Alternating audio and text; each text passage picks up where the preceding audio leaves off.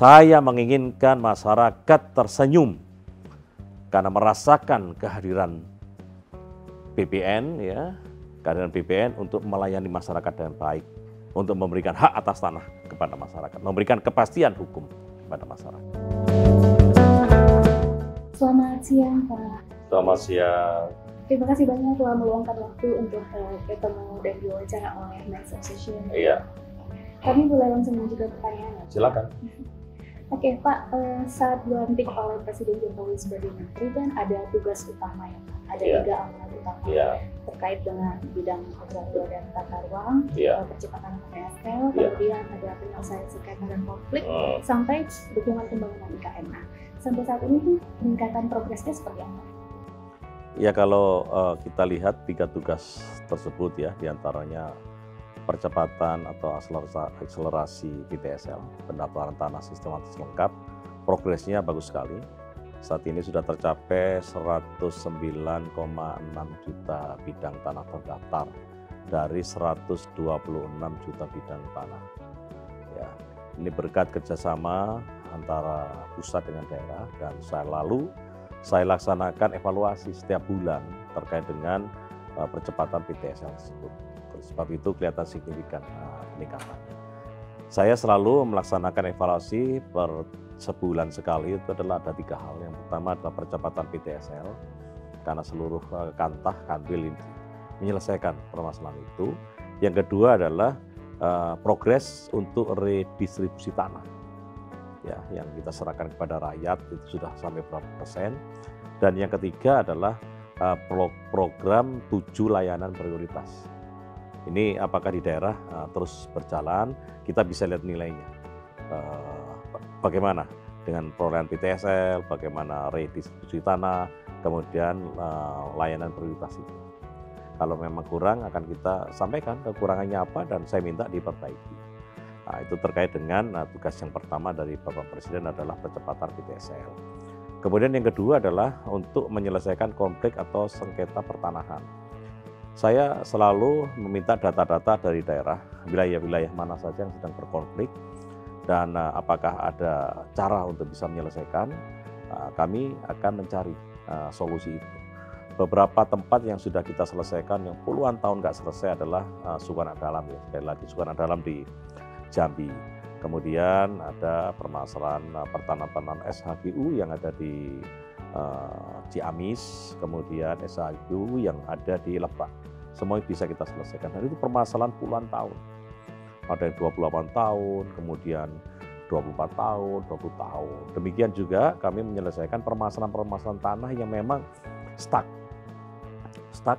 Oleh sebab itu kami melakukan nota kesepahaman dengan instansi terkait, diantaranya adalah dengan kepolisian, kemudian dengan Jaksa Agung, dan yang ketiga baru saja kita laksanakan adalah dengan Mahkamah Agung.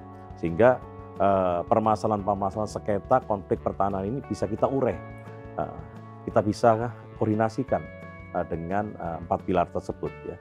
Jadi, Jaksa Agung, kepolisian, badan peradilan, pemerintah daerah, dan BPN. Nah, ini adalah upaya kita supaya masyarakat ini segera mendapatkan kepastian hukum. Sudah jangan berlarut-larut permasalahan tanah ini. Dan berikutnya adalah masalah IKN. IKN memang terus kami kejar pada waktu itu dan sekarang sudah selesai. Diantaranya adalah menyelesaikan rencana detail tata ruang. Ada 9 rencana detail tata ruang dan semuanya sudah kita serahkan kepada otorita. Kemudian kita juga diminta untuk melakukan pengadaan tanah. Ada 12 paket. 7 paket sudah selesai, tinggal 5 paket sedang kita kerjakan, dan ini kita juga sudah diberikan data-data hasil penentuan lokasi penlog terhadap 8 penlog pengadaan tanah yang sedang kita proses.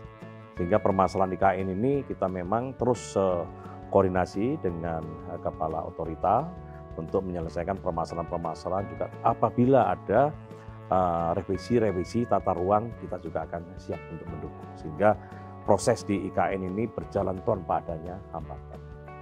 Semoga berjalan. Ya. Kemudian terkait dengan proses penyelesaian sertifikasi tanah, apa ada kendala atau tantangannya?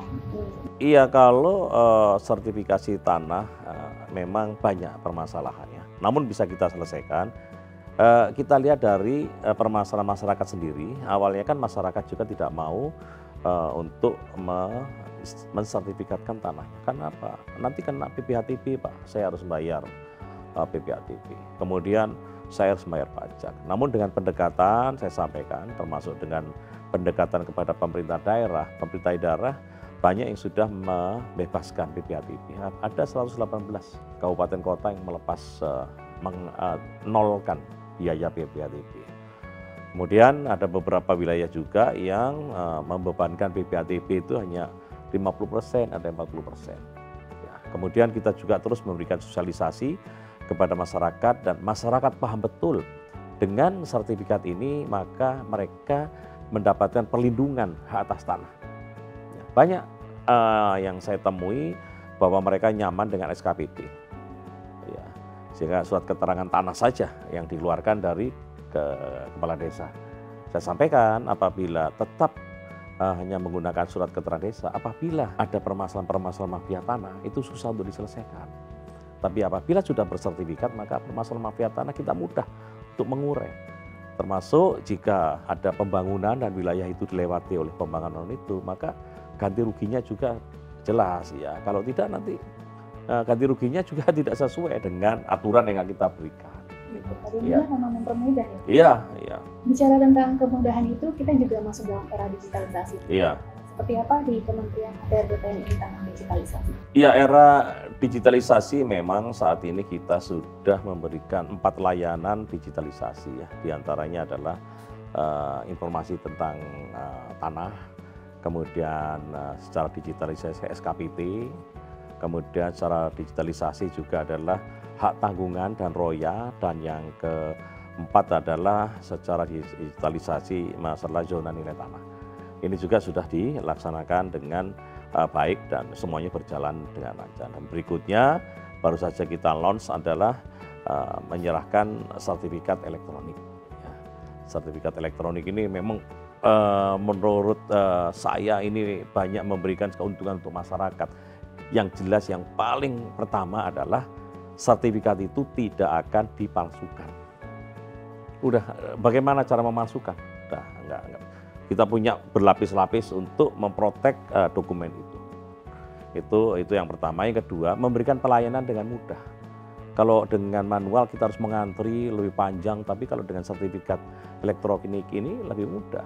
Apakah bisa untuk hak tanggungan? Bisa. Kita sudah terhubung dengan bank. Hak tanggungan roya bisa. Nah, program ini sudah kita laksanakan, utamanya adalah yang sudah paling banyak kita daftarkan adalah sertifikat tanah untuk badan hukum. BMN, BMD, BUMN, BUMD sudah kita daftarkan, sudah banyak sekali. Dan untuk masyarakat memang akan kita berikan sertifikat hak milik secara elektronik pada 12 kabupaten kota yang sudah kita deklarasikan menjadi kota atau kabupaten lengkap. Ya, pertanyaannya bagaimana kok seperti itu, Pak? Iya, karena kalau sudah kabupaten atau kota lengkap, ini artinya seluruh wilayah yang kita deklarasikan kota lengkap itu sudah terdaftar. Sudah tidak ada lagi tumpang tindih, sudah tidak ada lagi gap. Sehingga mudah untuk kita memberikan sertifikat elektronik karena antara data fisik dan yuridis itu sudah akurat. Nah, inilah yang akan kita terus perbanyak kota-kota lengkap itu. Sekarang sudah 12, sebentar lagi akan kita deklarasikan juga sehingga makin banyak wilayah-wilayah lain menjadi kota lengkap dan bisa kita lakukan sertifikat untuk secara elektronik ya. Dan sertifikat elektronik itu kita berikan pada pendaftaran pertama. Kan programnya baru kita laksanakan. Pendaftaran pertama keluar sudah sertifikat elektronik. Yang dulu bagaimana? Yang dulu akan kita rubah dengan alih media. Jadi dari manual menjadi ke elektronik secara bertahap. Tapi kalau yang pendaftaran pertama saat ini kita akan berikan secara langsung. Iya. Kemudian program itu mungkin akan dilanjut dari 2024. Terus, jadi program sertifikat elektronik karena sudah di launching oleh Bapak Presiden, kita lanjutkan terus. Yang sampai 2024 nanti adalah target kita untuk PTSL dan kita harapkan 2024 akhir sudah selesai sebanyak 120, ya kurang lebih 120 juta bidang. tinggal 6 juta lagi nanti selesaikan di 2025. Ya, sehingga seluruh wilayah sebanyak 126 juta bidang ini semuanya bisa tersertifikatkan. Ya. Laporan masyarakat apa sih yang terbanyak yang masuk di hotline-nya pengaduan masyarakat? Ya, saat ini laporan masyarakat yang banyak masuk ya tentunya masalah pertanahan itu sendiri ya. Kemudian yang kedua, saat ini kan banyaknya penggiat usaha untuk meningkatkan perekonomian Indonesia adalah terkait dengan KKPR, ya, kegiatan kesesuaian pemanfaatan ruang. Memang KKPR ini kita sinergi untuk menyelesaikan secara elektronik, ya, secara digital antara Kementerian ATR BPN dengan BKPM. Ini memang masih perlu kita matchingkan, kita temukan karena dari RDTR yang sudah ada perkadanya itu sudah dimasukkan dalam sistem online single submission yang ada di BKPM. Nah, kita memang perlu koordinasi supaya masyarakat yang memerlukan informasi tentang KKPR ini bisa terlayani dengan baik. Namun ini baik sekali apabila masyarakat terus melaporkan kepada kita sehingga sistem kita ini berjalannya bagaimana. Ada fungsi kontrol, masyarakat yang pengguna ini silakan lapor, kita perbaiki. Ini KKPR. Kemudian yang permasalahan berikutnya adalah masalah-masalah pesan dari masyarakat adalah masalah tanah. Tapi saya berkeyakinan dengan ATR BPN akan memberikan pelayanan terbaiknya. Kemudian dari Badan Peradilan juga akan melakukan pengadilan secara transparan tentunya dengan adil, maka permasalahan-permasalahan masyarakat tadinya itu bisa kita urai dengan baik ya. Tapi dengan catatan ada juga mafia mengaku korban. Ini akan ketahuan mafia mengaku korban. Nah, apabila semuanya tanah ini sudah kita sertifikatkan secara elektronik, maka mengurangi praktek-praktek mafia tadi. Karena apa? Mereka banyak bermodalkan girik palsu, gendong palsu, bisa komplain bahwa itu tanahnya mereka. Ya, rata-rata seperti itu. Satu objek itu bisa 5 sampai 8 subjek yang mengaku tanahnya dia. Dan semuanya itu rata-rata yang kita lihat di lapangan ada yang palsu. Ya, kembali lagi ke BPN, saya sampaikan kepada seluruh anggota BPN menemukan girik palsu, gendong palsu yang untuk menjadikan komplain masyarakat, jangan takut-takut kalau itu memang palsu, laporkan balik. Ya, biar ada efek jerah, saya sudah sampaikan kepada Pak Kapolri, Pak Jaksa Agung, saya akan laporkan balik. Pak Kapolri, Pak Jaksa Agung mendukung. Ya, itu salah satu langkah untuk Iya. Ya. Baik, satu pertanyaan terakhir. Iya. Apa harapan Bapak untuk ATR BPN ini ke depan seperti apa? Ya, ATR BPN ini harapan saya menjadi institusi yang dipercaya oleh publik karena memberikan pelayanan terbaik untuk masyarakat dan masyarakat puas. Walaupun mengarah ke sana tentunya ada beberapa hal yang harus kita benar-benar benahi. Ya, di antaranya adalah kita memberikan 7 layanan prioritas kepada masyarakat. Ini harus bisa dilaksanakan dengan baik.